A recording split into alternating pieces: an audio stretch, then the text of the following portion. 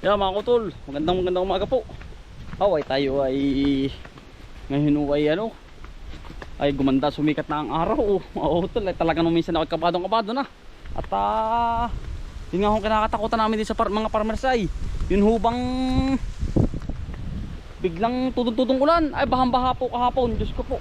Sabi ko aba, wag naman sanang palakasin pa. Ayun, may kinabukasan naman na rin. Ang napakagandang langit. Good morning po sa inyong lahat. Ayan, bali ho tayo ngayon ay mamamako po. At yung misis ko'y nagpabilin sa akin na ikuha ko daw muna siya ng pako. Ayan na, wala akong problema naman. Marami naman po din yung gulay mga utol. Tayo po'y pupunta rin sa ilog. Talagang napakaganda ng ating gulay mga utol. Pero naglantahan ang mga bunga. Naglantahan po. Gawa nga ho ng biglang tudong ulan. Ayun naman po yan, sama din mga utol kapag napadimig, alanta. Dahil bunga ang ating kamatis. Hitik na hitik, punong-puno po. Yan. Thank you po at hindi nyo po pinabayaan ang ating kamatis mga Panginoon. At ginabayan pa rin po tayo. Ari ang namalmaan. Sobrang lakas ng hangin. Putol. Yan mga utol. Nagbabaan na. Bakli-bakli. At pati bunga namawit na. Yan ho. Yan. Ay hayaan na muna mga utol at medyo stress pa yan. Hindi mo natin gagalawin. Ayan, natin talungan nasa babaw. Ano naman yung ating project. Ayan, ayos na ho. Yan, kompleto na. Ay ere ang masama din mga utol kapag gana ring nagkakatubig. Isang problema din sa taniman. Kaya wag po kayo maglalagay ng tubig sa ganyan. Drain lagi mga utol at maapektuhan ang puno ng gulay. Yan po, isang paalala lang po yun. Ito po hindi pa medyo yung bagay hindi pa clear na clear ito mga utol dahil nga po magkakawayan pa. Ayan, mga kawayan tambak na. Ayan. Ito'y tatanggalin pa ito. Marami pang proseso po ito. Ayan ang mga kawayan. Ayun, tambak na. At syempre bago magsimula, malagyan mo ng kawayan bukas mga utol. Ang laki ng baha kahapon. Yun yung bukal mga utol. Pagkalaki ng bukal, tabi po, makikinom nga po. Ito po yung ating binuksan bukal nung may nakaraan. Yan. Laking bukal. Nung ito po ay nakita ko mga kautol, ay ang dami na pong umigib dito. Ingat lang pagkakadulas ang daan.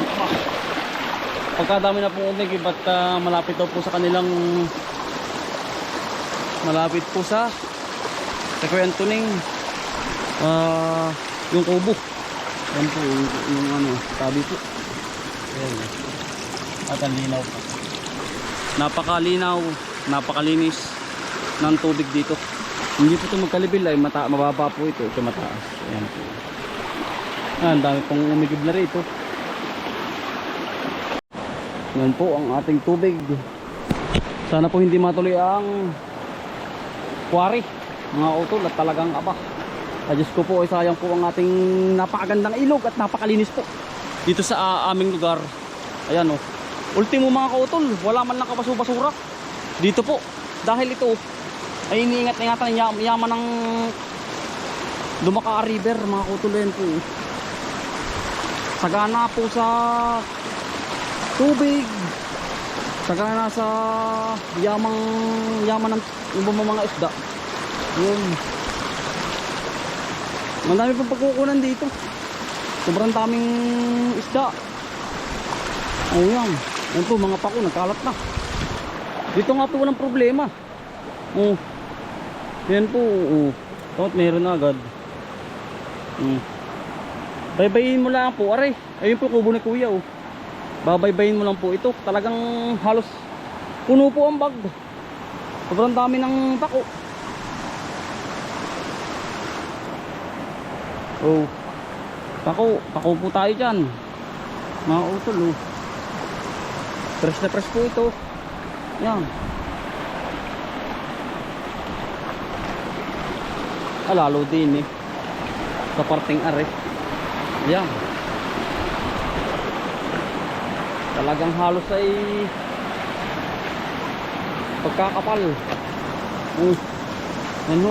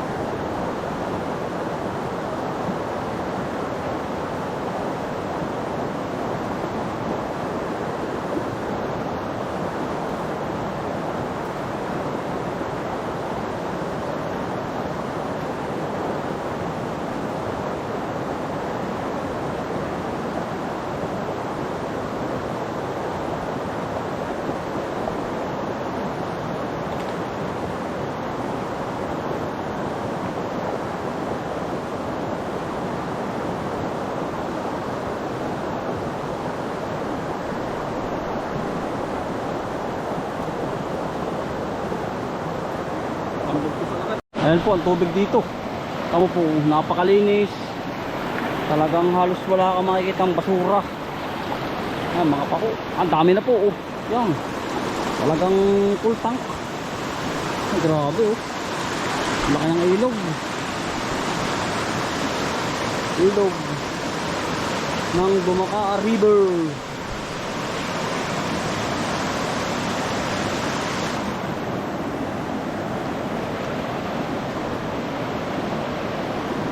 Napakaganda ng spot mga utol.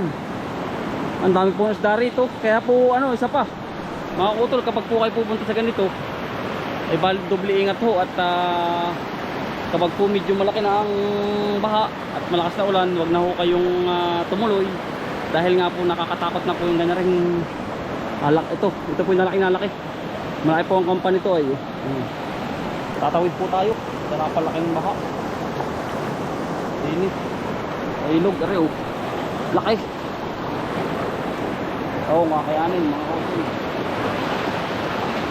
Andahan po. Lakas. Wala mo lang pagkakapitan ng mga utol ay. Pagkalakas po. Pagkala. Mga utol. Basa. Oh. Pagkalaki. Laki po ng tubig ay. Napakahirap na sitwasyon mga utol. Naulit po China sa atin. Ayun yung dilaw. Pambihira. Bilis mga utol. Nakadulo na agad. Nadala. Ang bilis. Ayun, nadulo na agad. Utol. Ay, nako. Ang bilis ng agos. Ayun. Sana maabutan natin. Sana maabutan. Mga kautol. Yung hinilas, ayun oh. Tayo. Ayun. Napakalayo. Ayun na. Ayun. Ay. Ang bira mga utol. Painaman na. Ay. Naanod po natin kabak ng chinilas. Pagtawid natin. Iwan sana. Grabe mga utol. Napakalakas. Ang laki ng baha oh. Ayan, hindi pa rin tapos hanggang ngayon. Ayan. Pagkakamalas. Sintira sa iyo. Dalay. Apa. Ay, kaya naman humabol. Bigla po ba naman ang hukas? Tayo naman ay. Putol na rin mga utol kay Kuya Antonio. Nakahoy. Kawain din eh. Yan yung pong ating dalang pako. Nilagay sa pag. Tayo po yung aahon din eh. Sa malaking ahong rin.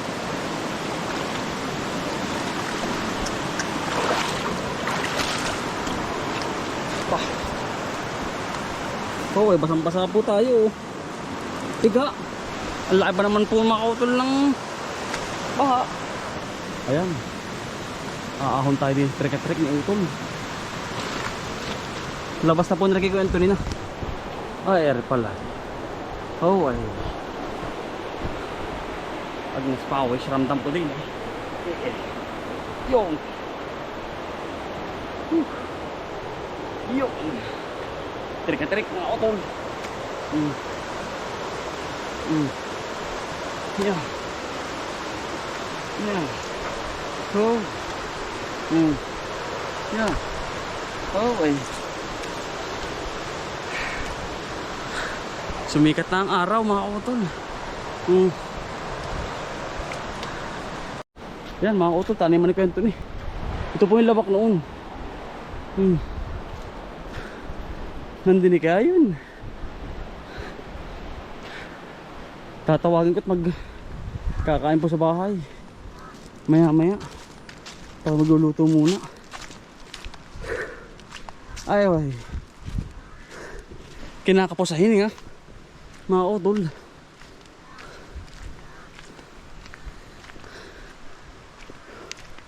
Narikamot yun daw niya ay. Sabi sa akin.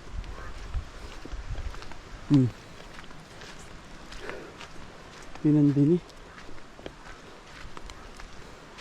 Oh, malawak ng hapo pala yun. Yung kanyang talungan. Ano? Kamuti yan. Magpapalawak daw po siya ng kamuti ay. Sabi sa akin. Ba? May tanim na po pala. Abay. Yan. Yung kanyang tanim. Maganda na po ah. Ay, ganda na. Yun ay. Ay, ganda na po.